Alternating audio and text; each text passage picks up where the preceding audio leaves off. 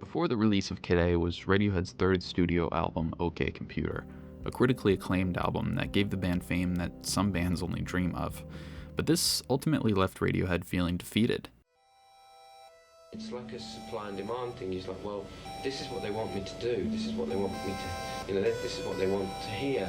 So I'll do more of this because this is great and they love me. And suddenly people start giving you cash as well. Suddenly you've got money and you get used to this lifestyle and you don't want to take any risks because they got you by the balls. You don't want to take any risks. Like, why, you've got all this baggage you're carrying around with you everywhere. And you can't let go, you've got all these things you've bought or you're attached to, or, if you start getting money, if you start spending all this money, that's how they get you. We're going away for 6 months after this tour because there's been too much about us in the press and we're slightly embarrassed about it in a very English fashion. And obviously there will be a backlash. If you believe the hype, you have to believe the backlash too. Any criticism we get is always stuff we've already criticised ourselves with anyway, Johnny insists. You read one bad review and 100 good ones, and the bad one always seems to make more sense to you.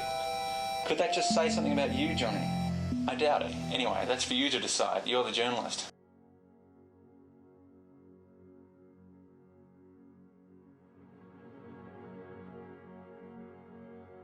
That clip was from a documentary made about Radiohead during their touring of OK Computer called Meeting People is Easy. If you haven't seen this documentary, I definitely recommend watching it, as it is basically the entire reason that Kid A exists.